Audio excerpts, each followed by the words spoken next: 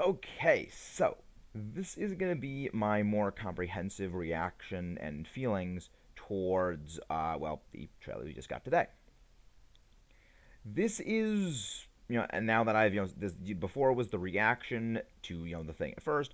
This is going to be the, full me talking and sort of discussing in a bit more depth now that more information has been revealed about things. And, well, let's go talk about, the co op. The major thing about it is the co op story. Apparently, the three other trainers that were shown are going to be controlled by other trainers. They're going to be other real people that you can play with.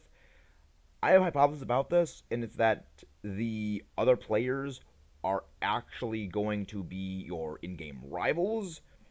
They are going to be your in game rivals rather than human controlled characters as a standard form, but if you are able to play online with other people, then it will be okay. You're playing with someone else. Tangino takes the place of rival number one, and Steve takes the place of rival number two. And that's what I think it's going to be because they have to include something for people who are not going to be able to play online. They've always done things like that where they have multiple other ways of having people go in. So I think that's what's going to be the case with this rather than, okay, you have options of playing with other people, but if you aren't able to play with other people, well, you're just screwed over. I think it's going to be real life people are going to be able to take the place of those if you can connect to online. That's generally the gist of what I'm saying. But co-op story is going to be interesting. Now, they did say on the Pokemon website that you don't need to follow the story. You can go independent of things. That makes me cautious. Because on the one hand, this could mean, okay, open world, you can do the gyms whatever way you want, you can explore whatever way you want, and do the game, whichever way you want. At the same time, this makes me cautious in thinking if the game can be done in whatever order and complete objectives in whichever ways you want, will there actually be a story to the game? Will they go not necessarily like black and white level of story depth, but maybe something more akin to not Shield Sword, but more akin to Diamond and Pearl and Platinum, where there is a story involvement, but it is a very prominent thing, but it's not like the most super deep story in the series. And I worry they're going to go, well, because the game can be done in any order, we're not going to make an actual big grand old narrative because it would kind of be obsoleted by being able to explore anything. There's no progression system, so they're just going to go hands off and basically have it be a bland blank slate story, more akin to Kanto. That worries me. That's something that I am very legitimately worried about, that they will just have it be a bland story because it can be more open world now. Correction about Smoliv. It is not a regional variant of Badoo. I thought it was. The cry sounded very similar. It reminded me visually of possibly a regional variant for Badoo. It is not. It is a new Pokemon called Smoliv, and I love it. But Lechonk, I love it. It's a little piggy. It is friend-shaped, much like Seal and Rowlet. It is friend-shaped. I like it. I would like to see more about it. Pawnee is adorable, and I don't know if it's going to be this game's Pikachu equivalent, because it looks more like a dog, I guess is what it resembles more, but it does have like the cheek sacs, like, most Pikachu clones tend to have. So could it be the Pikachu clone? I'm not sure. But I hope I pronounced this right, but Koradon and Miradon. Those are the two legendaries names, apparently. And I'm just gonna call it I'm gonna call it Tire Dragon and Turbo Dragon because that's just what I like to call them now. They look silly like that. Well, they don't look silly, but that's what I'm just gonna call them because one has a tire on his chest, the other's got turbo jet boosters. So I'm calling it Turbo Dragon and Tire Dragon. I love these designs. I think they are both excellent looking Pokemon, and I mean, like the just jutting out tire from Corridon. I think that's how it's pronounced. I don't know how to pronounce it yet. I'll get it down later at some point. Like the way it sticks out, it reminds me a lot of Gigan from Godzilla with the buzzsaw. So I liked that. It reminds me a lot of that. Also, they remind me of motorcycles. Because like the horns remind me like motors like a Harley Davidson, a choppers like handlebars, and the tire, motorcycle tire obviously. So I think that they could be like possibly like, based on motorcycles, which would actually be pretty cool. I've heard a lot of people say like speculation, oh, they're like the same Pokemon from two different times. Like no, they are two very different Pokemon. They have different names. They have likely very different typings. This is something that they tend to do more often now. Two similar looking Pokemon from similar ideas or concepts that look visually similar.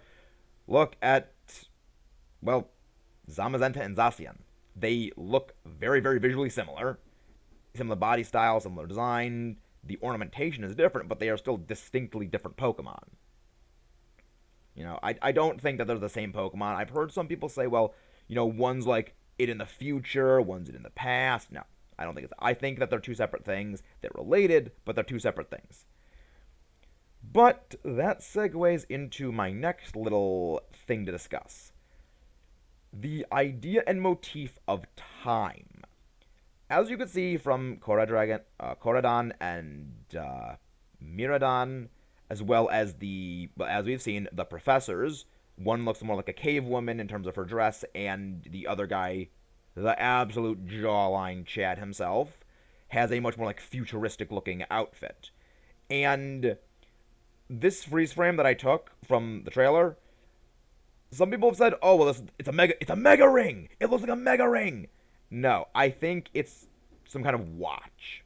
Because if you look at the way it looks, one side is one color, one side's the other color, and the line in the middle, it reminds me of a watch hands when one hand is at 12 and one hand is at 6. Well, 12 and 6.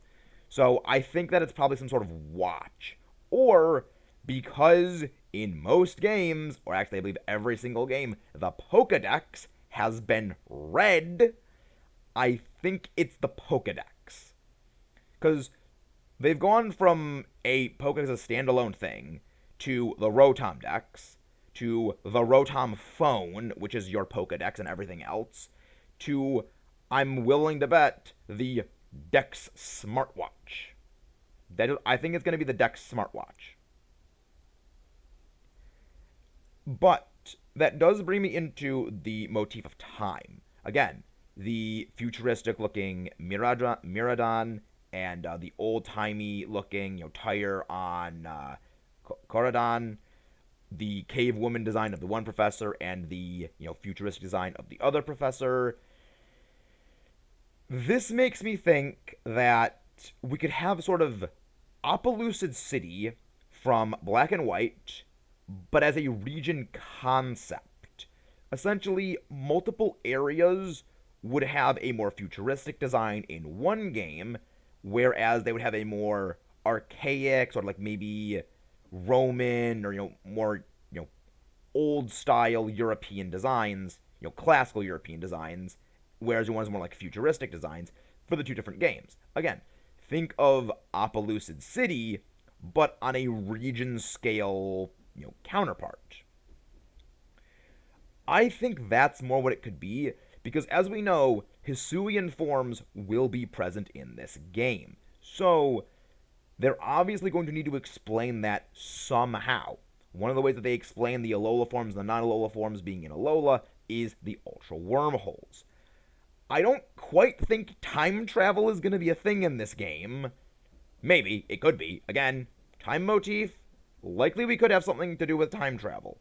But I think it's going to be more something with Possibly the Legends Arceus, time distortions, space time distortions might pop up as maybe a side thing that you can like go into an area that's like an altar for Arceus and it has, time distortions in there. You can get Hisuian forms, you can get the other regional forms in there. Potentially that, or maybe something along that line. I don't think time travel is going to be a thing. It would be cool if it was, but I don't reasonably see it. Yes, they've done it with Legends, but Legends was a very different style of game, and I think it's more along the lines of we're going to get some sort of time distortion effect that allows us to access those Pokemon, similar to the rings for the legendaries was in Oras, or the Ultra Space wormholes were used to access the legendaries and other Pokemon in Ultra Sun and Moon. I think it's going to be just like time distortions popping up. Or I could be wrong and they just have Hisuian forms roaming around normally. I have no clue. But this comes into my thoughts on everything we've seen so far. I like the ideas. It looks interesting. However, I am cautiously optimistic. The overworld design being, you can do the sneak up on Pokemon from, of course, Legends, which was, again, a further explanation of Dex naving, which, again, historically, I find it funny how Pokemon has continuously done. We are just going to take things from previous games, tech demoing them, tech demo them in future games, and then expand them into a full thing later. Like, Legends and the wild area from Shield and Sword were tech demos for Scarlet and Violet. I'm calling it now. They were tech demos. Because Let's Go was a tech demo for Shield and Sword. This game is likely what they were building for from Legends. That's why Legends was such a small game. It was a tech demo. But I am looking forward to this. I like the designs. I like the new Pokemon. And, some people said, oh, they look too much like Ultra Beasts, the new legendaries. I don't mind them. I honestly just don't mind them. But I was very surprised that they were actually dragons. Because I was expecting like a bull because, like Matador. Because the youngster has like a bull logo on it. She's like, oh, Matadors. It's Spain. Matadors. That just makes sense. But, I mean, we were wrong on some assumptions, which again is good that we were wrong on some assumptions. But I'm looking forward to it. And the co-op nature of the game has me highly intrigued.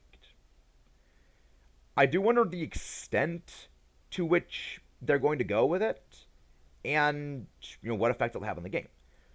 But we'll have to see. What only time will tell, and we will have to see.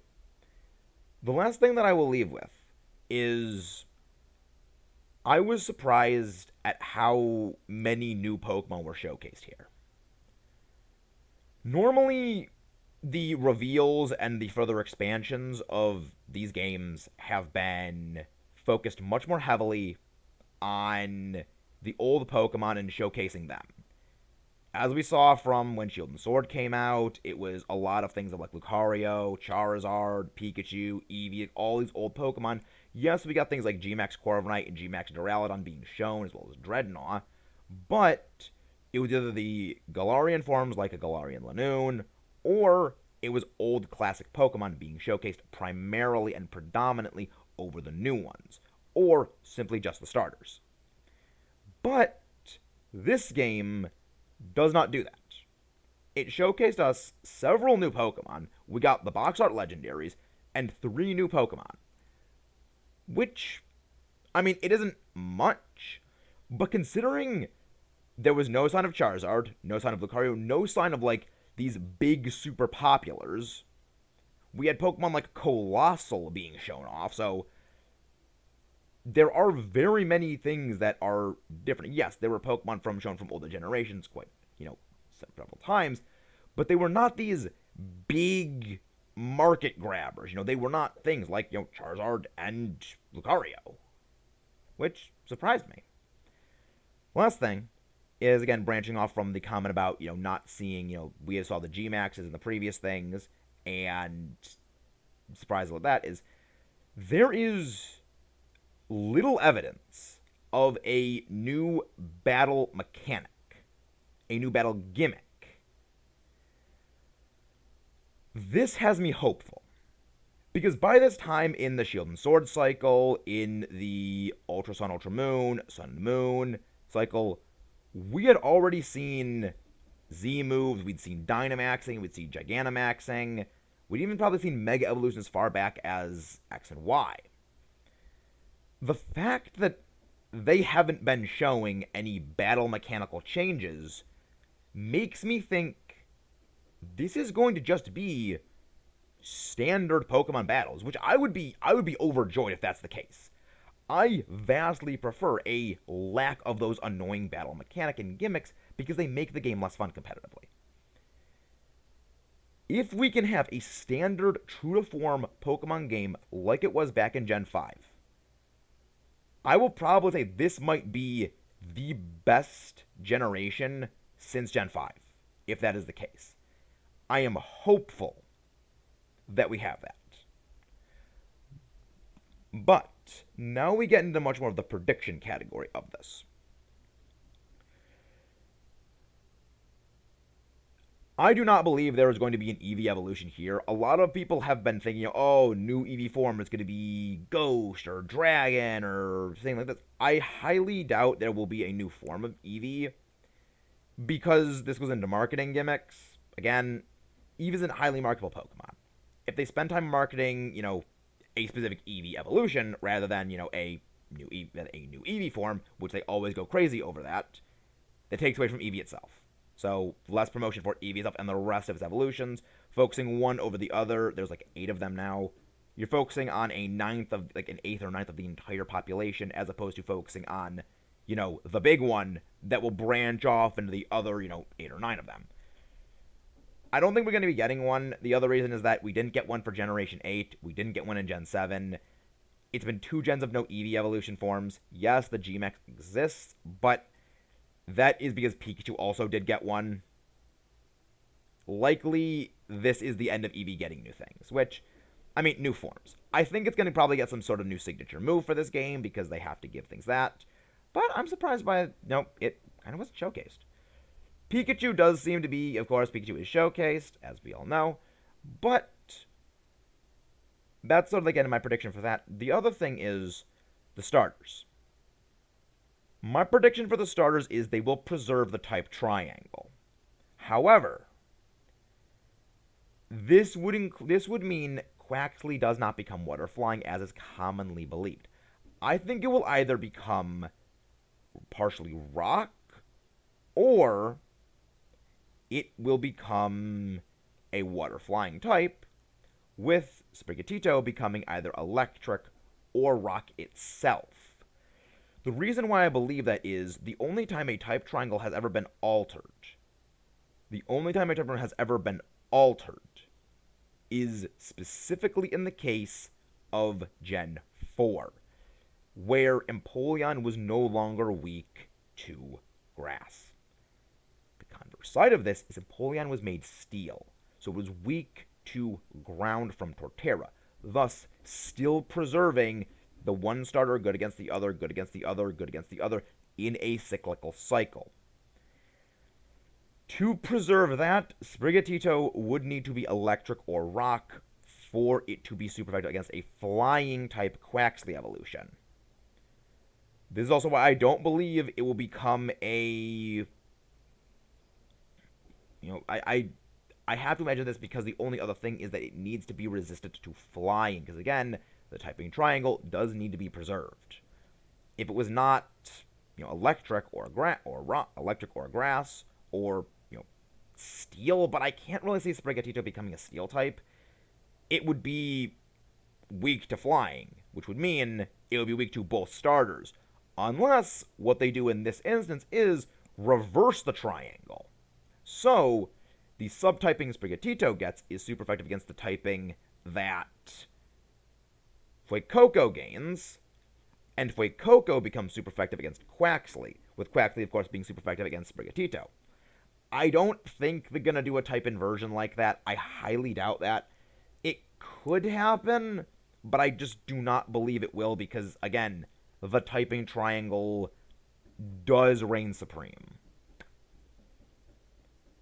I'm interested to see what we get from this, and hopefully you guys are as well. Have a nice day, and let's rock and roll.